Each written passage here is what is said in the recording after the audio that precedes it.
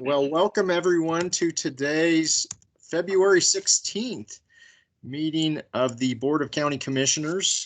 For those of you who are new to these are our administrative meetings that we hold on, well, sometimes the days vary, but typically Mondays through Thursdays, 10 a.m. in the morning. So welcome to all of you. If any of you want to comment at any point on agenda items, or perhaps this non-agenda item that we will be bringing up here in a second, if you're on your computer, please raise your hand, use the raise hand function, and I will call you out in the order in which you appear on my screen with your raised hand icon. If you're on the phone, when everyone has exhausted their opportunity to comment via computer, I will call the last four digits of your number and give you a chance to participate in that way. And if I forget, just jump right in and introduce yourself. So to begin with, I know we have one item of business that is not on the agenda that we want to take care of. And once we finish the discussion of that, I'll open it up for any residual non-agenda items. But to begin with, we have a very special proclamation that we want to read and enter into the record on this day. And it relates to a good friend of ours and public servant in Missoula County by the name of Klaus von Stutterheim. And Klaus recently had to resign due to health issues from the Seeley Lake Community Council. But his service and continued service is something that we believe deserves special recognition here in Missoula County. And with that, either Juanita or Josh, would one of you be interested in reading this proclamation? Dave, I had an idea here. Juan, how about we split this, because we all appreciate Klaus quite a bit. Would that work for you all? Absolutely. What do you propose? That we alternate whereas statements or something else?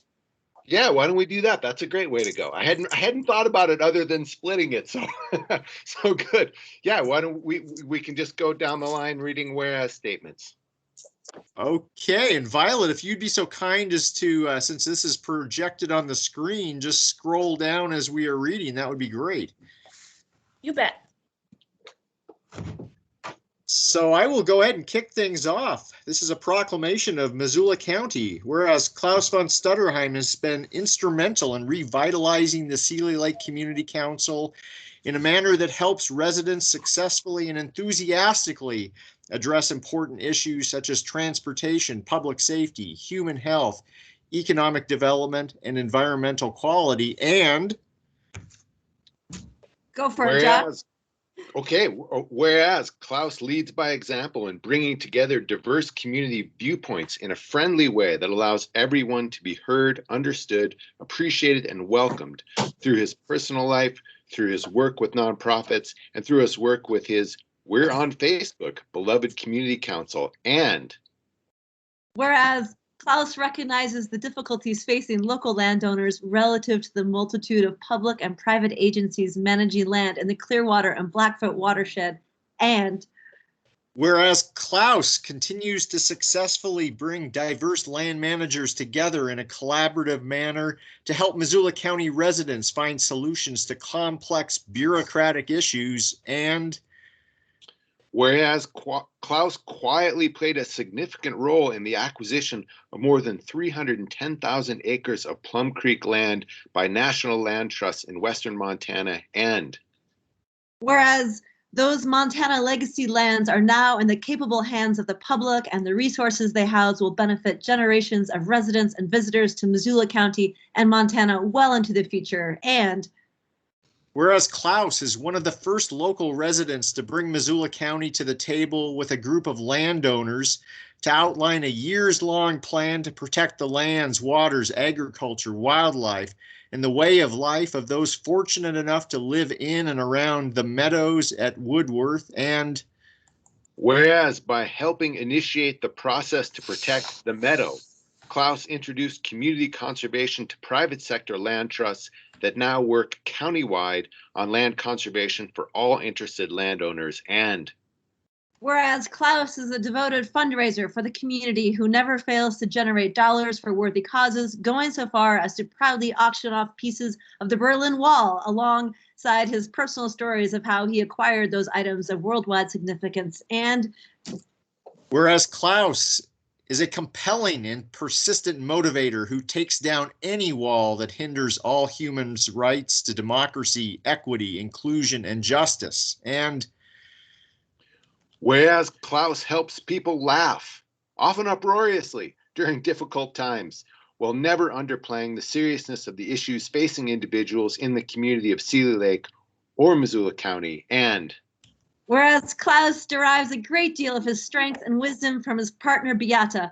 a woman who in her own right has made Montana a better, more welcoming place to live and visit. And whereas while you may have disagreed with Klaus on matters of importance, you can never, ever fault him for providing free pizza and drinks at community council meetings, pre-COVID, of course. And whereas Klaus knows and loves Montana because of Popcorn, a horse of many hands belonging to Jack Rich, a horse who brought Klaus into and out of the Bob Marshall wilderness and introduced him to the land of awe that Klaus has only enriched with his love of life, people, and the wild. And whereas Klaus and Beata value their treasured sense of peace found on top of their well-loved horses, riding remote trails in the shadows of Montana's majestic mountains. now, therefore, the Missoula Board of County Commissioners hereby declares February 16th, 2021 as Klaus von Stutterheim Day in Missoula County. We urge all Missoula County residents to emulate the example of Klaus and give back to their friends, neighbors, and community in a way that leaves this place better than we found it. Signed, the Board of County Commissioners in Missoula County, Montana, Dave Strohmeyer, Josh Lotnick, and Juanita Vero. And at this point, if there are folks attending today's meeting who would like to speak to this proclamation, now is your chance. Mr. O'Haron. Commissioner Strohmeyer, thank you for the opportunity. Your resolution, I think, outlines some incredible things that Klaus has accomplished, but as almost everybody on this meeting in the room that you are now in has known, we often get phone calls. I used to get phone calls anyway from people who would introduce the conversation by saying, hello, you don't know me, but. And usually they're asking for some minor piece of information or whatever. And those calls are quickly dealt with and quickly forgotten. I will never, ever forget the first time Klaus called and introduced himself. Because of the work that he has done, he helped change the course of my department. He changed the course of the county commissioner's office, and he changed the course of the county in general in many ways, as you've outlined in your resolution. Klaus is an incredible individual. I feel very, very fortunate to have known him. He has made all of our lives better, richer, more diverse, and certainly more tolerant. Thank you for doing this resolution. More importantly, thank you, Klaus, for sharing your wisdom with all of us. It is so greatly appreciated. Thanks, Dave. Thanks, Pat.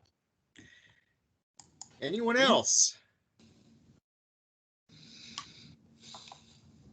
Go ahead and raise your hand if you're on the computer, or if you're on the phone. I see a 1213 number. I don't know if this individual wants to speak to this or some other item on the agenda today. Claire. And you're muted.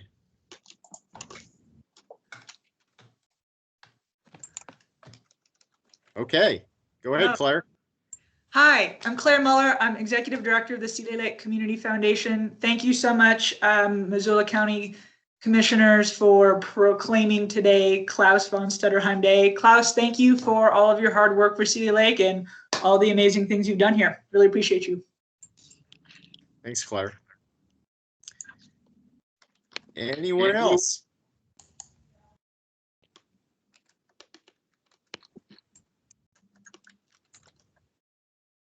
Okay. Well, thanks so much, Klaus. I hope that you sense the breadth and depth of appreciation here within Missoula County government and beyond throughout the community for all that you have and continue to do for your friends, neighbors, and community. Thanks, Klaus. Thank you, Klaus.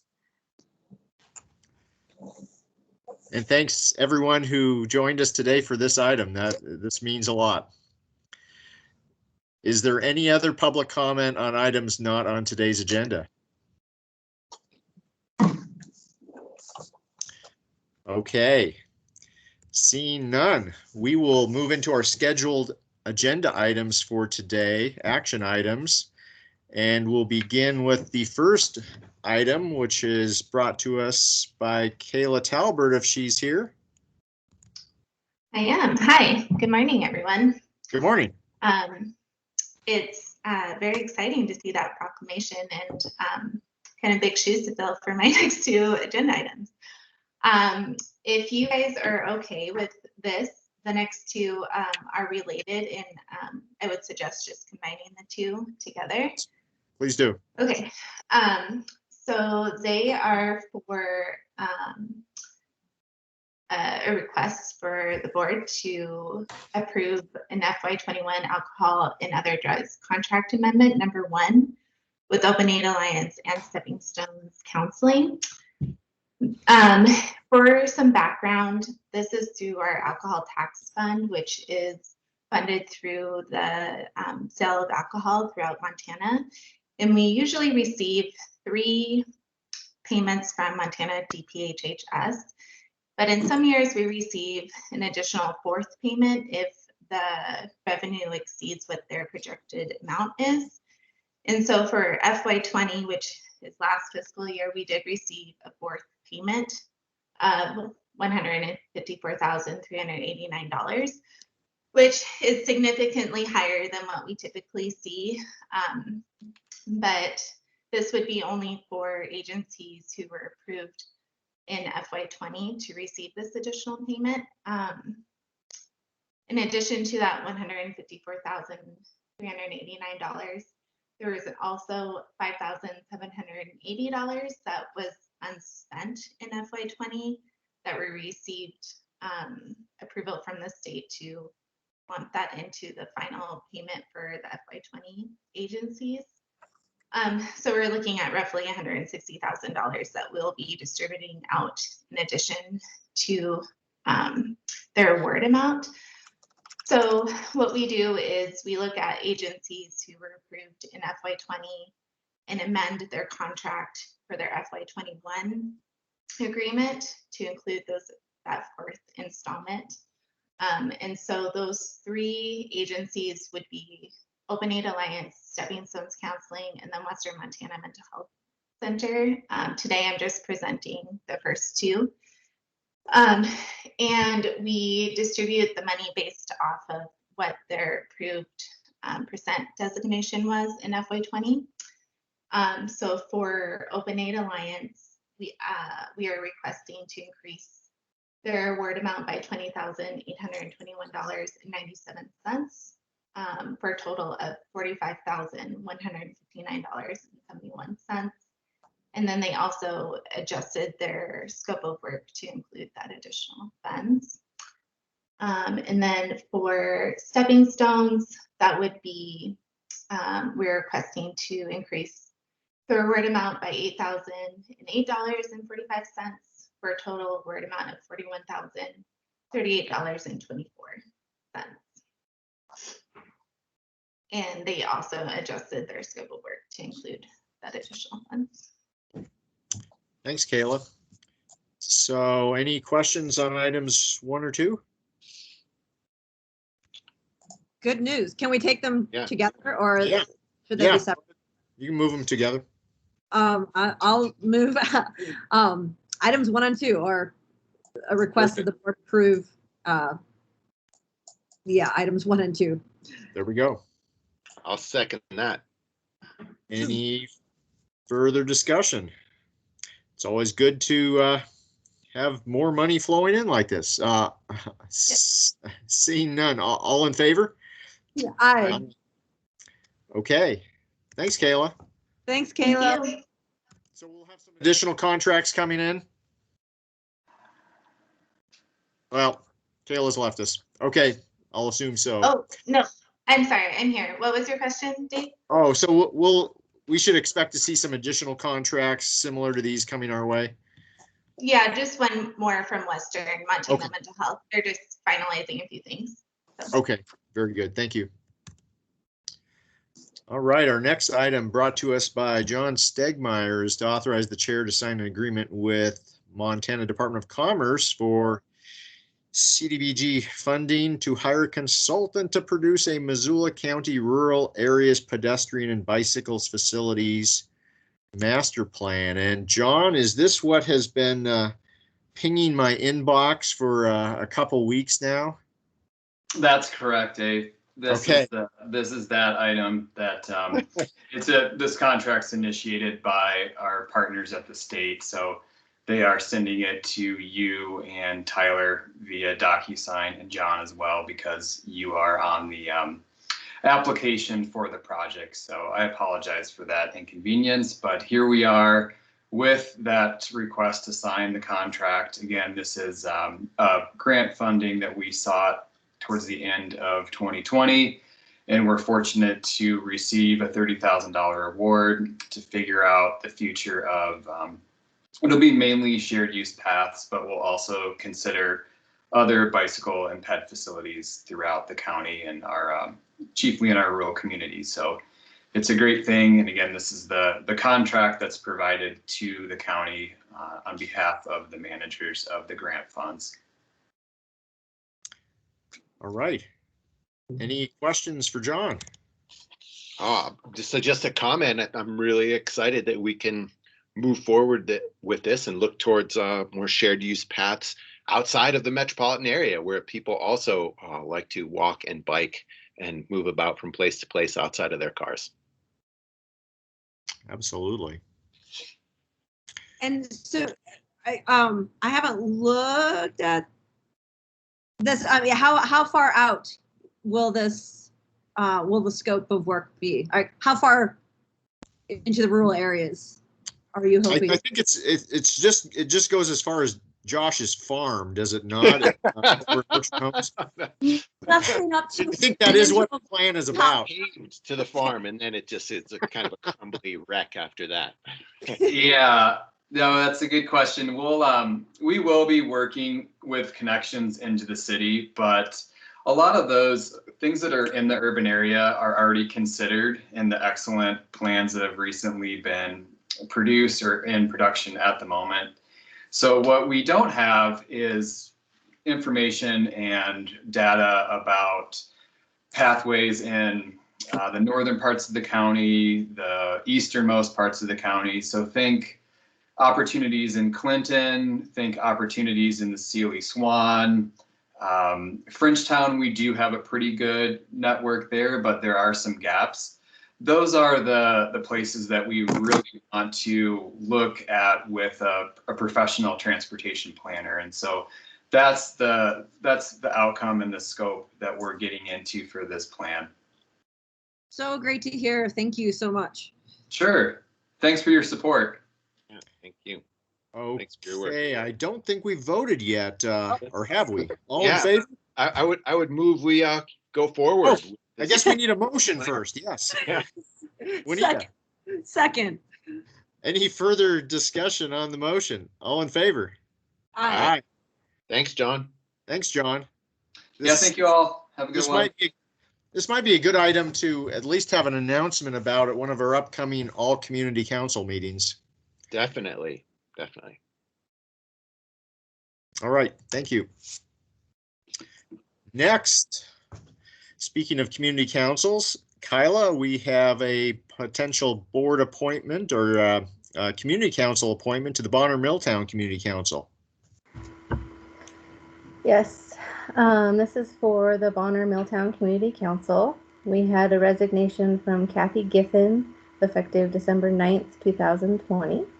We received one new application, Richard Rick Hall.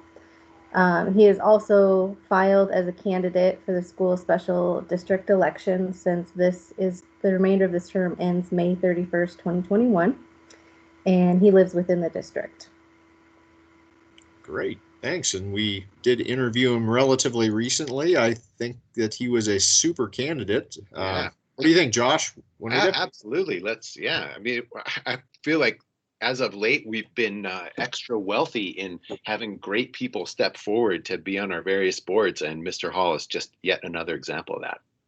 It was, yes, it was a delight to interview him, and that interview was, so fun. And it was just amazing that he arrived in August and how committed he is to his new community. We're so lucky to have him. And I can't believe that he found us. It wasn't, it wasn't the other way around. We didn't go out and shake the bushes. He actually, looked it up himself. So I'm excited for him to take this position. Might that have been a motion, Juanita? That would be a motion. Yes, thank you. I move that we appoint Richard Hall to fill the remainder of the vacant term. I'll second that. Any further discussion on Mr. Hall? All in favor? Aye. Okay, thank you. And I believe he may have even been so enticed to put in his hat in the ring for the impact fee committee. I know, I'm thrilled about that. I guess we'll see if he does. He has submitted his application for that committee as well. Oh, very nice. I have personally been searching people out for that one because it's obscure and requires a bunch of background knowledge, and it's been fun to do.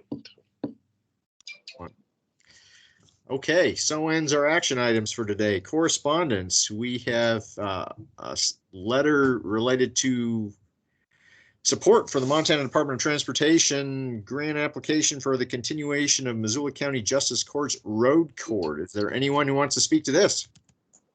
That would be me again. Hi, Okay. Kayla Talbert. I talked to you guys a few weeks ago about the grants that we are supporting the Justice Court with to continue their road court program, which is their DUI treatment court. And we are just requesting a letter of support. Excellent. Well, this will be coming to us via DocuSign, I suspect. So Yes. look forward to supporting that. Yeah, absolutely. Thanks, Kayla. Great. Thank you. Thanks. Chris or Ann, do you want to talk to us about any late breaking news from the legislature?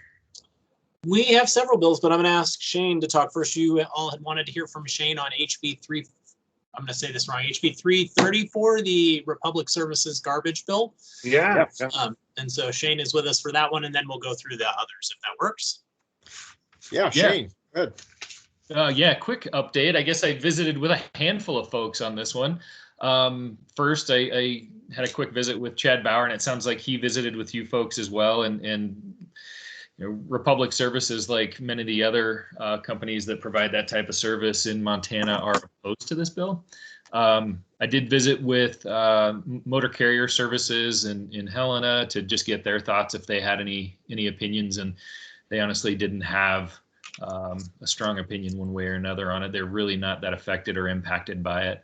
Kind of a public service commission issue more than an MCS issue. And then lastly, I did visit with Kim Meyer up in Sealy regarding the refuse district. And it sounds like they've had challenges in the past with some of these, maybe call them smaller service providers that would, carry garbage. And they didn't have a lot of good experiences and luck with those. In fact, in all cases, they were not permitted through the Public Service Commission to provide that service, and eventually were put in a situation where they weren't going to provide that service any longer.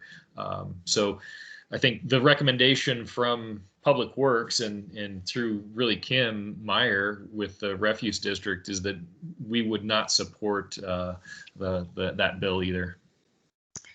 So I guess the question before us is And I'm guessing by that, Shane, you're talking actively opposing, not just not supporting passively. I guess I would leave that up to you. Okay. What I would say though is, Kim's thoughts were, she was pretty opposed to it, just from past experience and working with some of these providers that were maybe not necessarily providing the best service. And I think there's that risk there in the future, Dave, if we say, well, go ahead, let's deregulate this service, and then anybody with a pickup truck can go pick up garbage. She was talking about, trucks that would sit for weeks until they got full, and then they would bring them to the landfill or the Sealy Refuse District site, and they were pretty rancid by the time they were unloaded.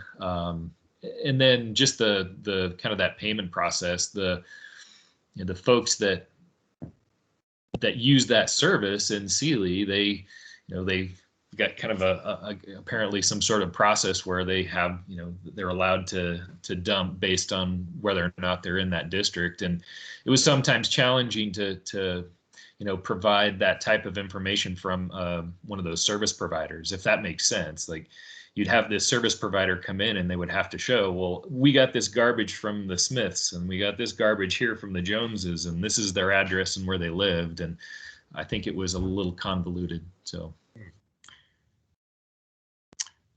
anyone else? Thanks, Shane. Josh or Juanita, I guess the choice is, do we not weigh in, or it sounds like there might be some certainly some downsides to this bill, and we live in a state where deregulation and other matters has not exactly served us well. So I just wanted to, I guess I can ask you, Shane, or anybody on this call. One of the things I was moved by when we talked about this the other day was that because of economy of scale, costs on the backs of folks who live in more urban condensed areas helped actually lower the costs of people in rural areas. So if we were to deregulate, would that actually mean an increased cost for garbage collection for people who live in Sealy and Condon? And as Shane was just describing, a decrease in quality of service. And if those are both accurate, then I would want to more actively oppose this, but I want to make sure that I'm accurate on those two assumptions. Shane or anyone else? Yeah, I don't mind answering that, Dave. My conversation with Chad, he made it clear that the Public Service Commission essentially kind of requires companies like Republic to provide those services in those rural areas, and that those prices are also regulated, so they can't really, I think, gouge them as bad. And so, I think the concern would be, if you deregulate, does that service then leave those rural areas, and then are the prices going to be so high that they begin to just dump in places like the Forest Service or BLM property, or even off the road? And so are we better off with that regulation simply because that service is brought to those rural customers at a fair price? Right. Yeah. Yeah, I'd be more inclined to actively be involved. Okay. Yeah, that all makes sense. And I think in our talking points or our messages to the legislators who are on the committee that will be hearing this, it ought to reflect those talking points. So without objection, we'll go on record as opposing HB 334. Chris, could you help shepherd us through the next steps here? Yeah, so the team will work on a message on your behalf that'll get sent. Great. So. Thank you, Chris. And thanks, Shane. Yeah, thank you, Shane. Thanks, team. Yeah. And maybe we could relay to, and Shane, you could do this if you want, relay to Chad that we'll be weighing in opposition. Yeah, I'll let him know. Thanks. What else, Chris? I have a couple of bills for you here. The first one is, I'm going to get this wrong. Is SB 211, Revised Local Subdivision Review Criteria Regarding Agriculture, sponsored by Senator Steve Fitzpatrick. out of Great Falls. This would remove the ability for consideration of things like agricultural soils from your subdivision review process.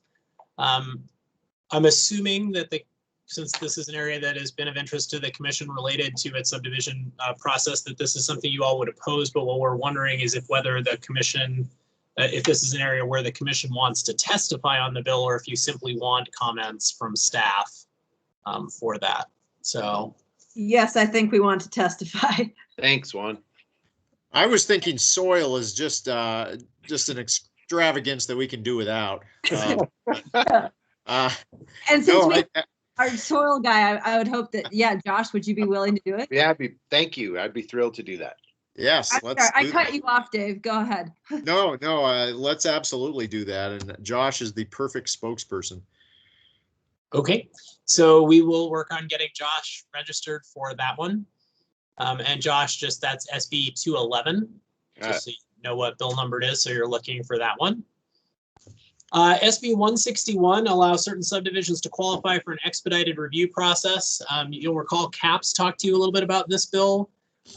We did weigh in on this bill with your support on it. It got significant pushback from the conservation world related to this, who is very concerned that it was not narrowly tailored or narrowly crafted, and had concern that it would be improperly used, not in Missoula, but in other places around the state.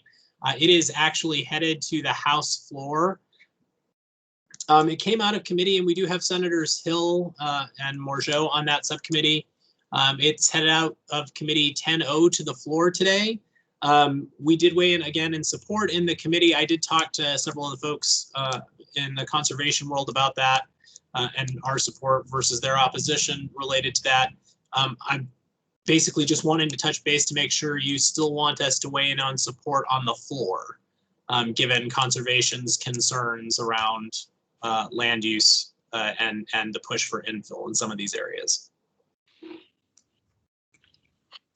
If I understand it right, Chris, I'm still good with that, and us just leaning on the particulars around zoning and where this rule would actually affect things and where it wouldn't affect things. Yeah, that's correct. Again, it's one piece of property, one small area in Lolo and East Missoula that would actually qualify for this expedited review. Yeah, I mean, the bill was amended to allow it to be an optional process. So, I mean, it is also something you could choose not to enact. Yeah, I mean, it seems at the outset, if you were just to look at this from a distance, it could seem far more horrible than it really is. And when you get into the details, it's not a very big deal, and is actually facilitating development in places where development makes sense. And I see Karen's on here. Karen Hughes, do you have anything to add to this? Oh, and Tim Worley, there, all the planning sections there. Is there anyone from CAPS who'd like to weigh in at this point?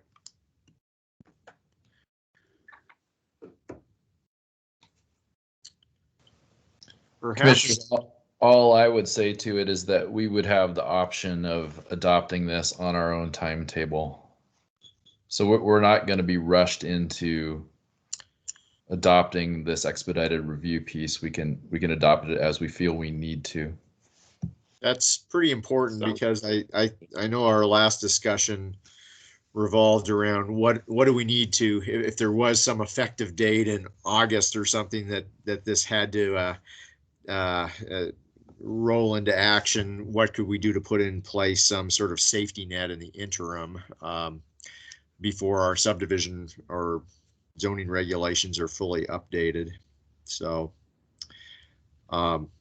yeah, I'd be okay continuing to support with all the caveats and the limitations on where this can be applied on the landscape, or the conditions under which it could be applied. It's not lost on me the concerns of the conservation community, because I too worry if too broad of a net is cast with something like this, not every county in the state would be equally committed to the conservation values that we embody here. I just wanted to throw out that Karen's not on the meeting, so I just didn't want you to think she was ignoring your. Thanks, your man. I was just being blown off as usual. So I was just what do you filling do? out What do you? a mark next to her name on this list here, so I'm glad that you brought that up. Juanita, what do you think? No, I agree. And yeah, Dave, well said about the concerns to the conservation community. But again, this is, yeah, so specific, and this is to drive development where we want development.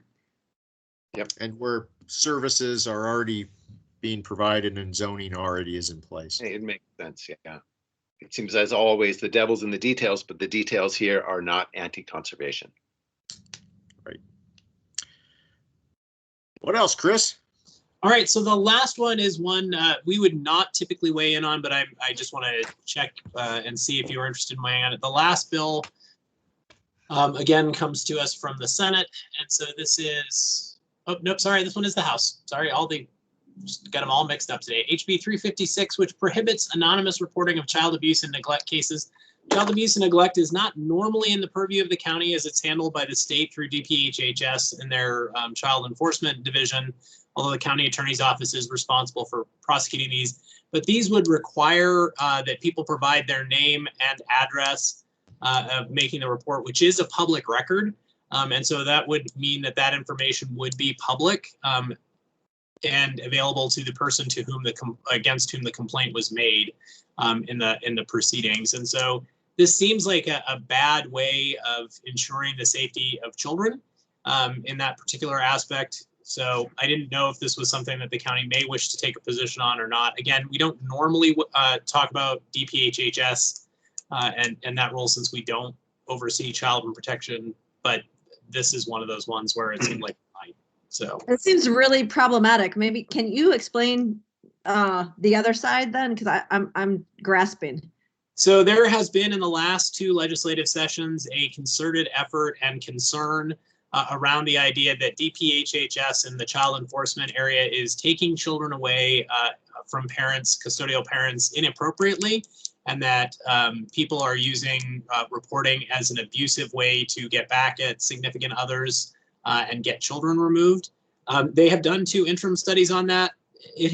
Those interim studies have not really borne fruit in the fact that these abuses are occurring, but that continues to be a pervasive message at the legislature in yet a 3rd session, where there is a belief that somehow DPHHS in the Child Protective and Family Services Division is removing children baselessly and needlessly.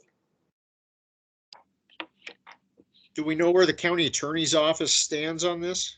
We did ask them for comment. I don't believe we have heard back from them.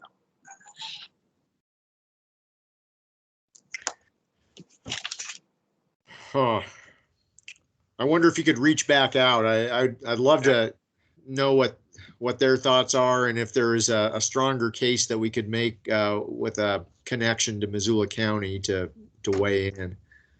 Dan, I think that's a great suggestion. Those folks being real authorities in this realm. Yeah, we can definitely. We usually send 2 messages, and if we don't hear from the department, then we assume they're not taking a position. But we can sure do that. So. Okay.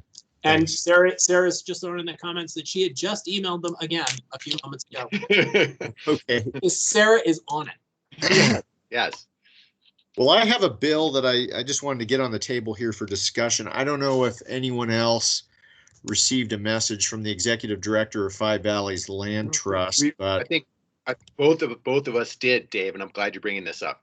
Yeah, so this is HB 352, and I think it relates to requiring public access for conservation easements, if I'm not mistaken, which would run counter to the ways in which we've utilized our open space bond monies for conservation easements in some circumstances where even public access is not a part of that, because there's other conservation values that are of such a value that we're not going to limit those simply based on whether you can access their property as a member of the public. And Dave, I just wanted to clarify, Dave, when I said both of us, I meant Juan and I in addition to you. Oh, okay. I don't know. I thought maybe your wife got it too. So Good. So and my 2 cents back to Whitney was she should encourage Juan to testify in this because of Juan's background in kind of large-scale landscape conservation and public-private partnerships on conservation easement projects. Yes, And Juanita is scheduled to testify later today. Oh, Yep, Chris How Chris amazing. hooked me up. great. Yeah, So- I feel really strongly that this is a bad idea, given that we have conservation values. Some of them are around public access and recreation. Some of them are around the preservation of working lands. And without these easements, economics would make those places go away. And it is a public good that these ranches and farms still exist and that the land is still open. As once it's lost to development, it's kind of lost forever. So there's a great case to be made here where public access and conservation easements don't mix, and in lots of places where they do mix, but this one kind of broad brush method here is not appropriate. Yeah, and coming from the Blackfoot where it takes decades of trust to help kind of craft these conservation easements, it's fragile, and this just upends that trust and the secret sauce that makes voluntary conservation easements work. And yes. Okay, I guess we're in agreement there, and Juanita is going to testify on our behalf. Yeah, sorry, Dave. I thought you were on that chain of emails. Caps started it, and I apologize for not paying closer attention to who all was on. So Dave and Juan, I wanted to throw one other thing out there, just kind of as a sideline. After reading Whitney's letter, I thought, oh man, I mean, Five Valleys has a big effect on our lives here, and that they have this new strategic plan and they're changing things around. I would love to figure out how we invite them to share with us what that is. And I'm not sure, I'm fully open on what that is. A separate meeting, is it added on to something else? But I'd love to extend that invitation to them sometime over the next couple months if you guys are open to that. Oh, for sure. And I guess, Josh, I don't think I know what Whitney's letter is. Oh, that note that she sent to me, I thought she sent it to you and to Dave, but in my response to her letter, I said, ask Juan to testify. And I also thought in her letter, she described a pretty major restructuring at Five Valleys and a new vision for the next 3 to 5 years, but didn't say what it was. And I thought, man, I would love to hear that, given the great work they do and the impact they have on all sorts of things. If you guys were open to it, I'd love to invite them to come talk to us.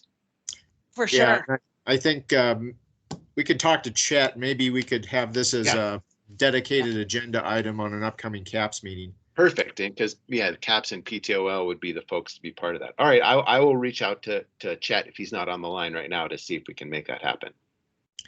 That would be great. Thank you. Anything else for the legislature? Not for me. I guess the one thing that I would add, I am trying to find a bill sponsor for a bill draft that would be the enabling legislation for the state of Montana to participate in a multi-state interstate rail commission. And I reached out to the governor this morning. He said he will get back to me on his thoughts on the matter. Unless we have the governor's support of this, I think it's probably dead on arrival. So I will keep you posted on that. Good luck. Yes, we will absolutely need it. And if anyone's wondering, the bill draft number is LC 1432. LC 1432. Anything else on the legislature? How about any upcoming meetings we need to discuss or scheduling items? Or how about COVID-19 that is still with us? Pretty impressive numbers in Missoula County, I think I saw. know. Oh my gosh, amazing. The best we've had in ages. Yeah, compared to, I mean, it's dramatic compared to Yellowstone County. Yeah, I mean, what were we at something like, is it 16 or 19, something like that? Our 7-day average per 100,000? Oh, I wasn't looking at that. I was just looking at the Missoulians quick headline this morning. Oh, I didn't see that. I mean, it was just my understanding was if we got below 25 on the 7-day average per 100,000, that's kind of an official with quotes around it, having things relatively under control. And I don't think Well, we've been for quite a while. And Great. Josh, is the health board this week taking up some changes? I believe so. Yes, I believe.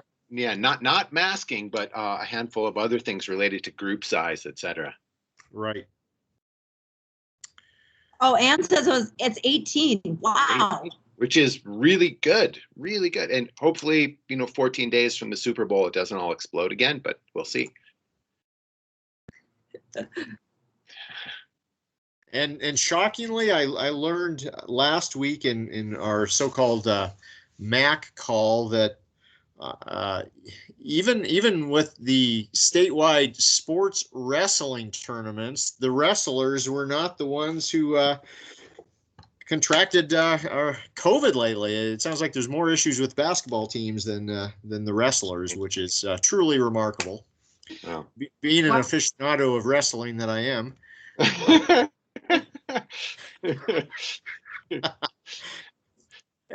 Anything else, anyone, or do you want 12 minutes back? I could really use this 12 minutes if it's okay to jump. Absolutely. Thanks everyone for joining us. We'll be adjourned. Thanks, everyone. Goodbye.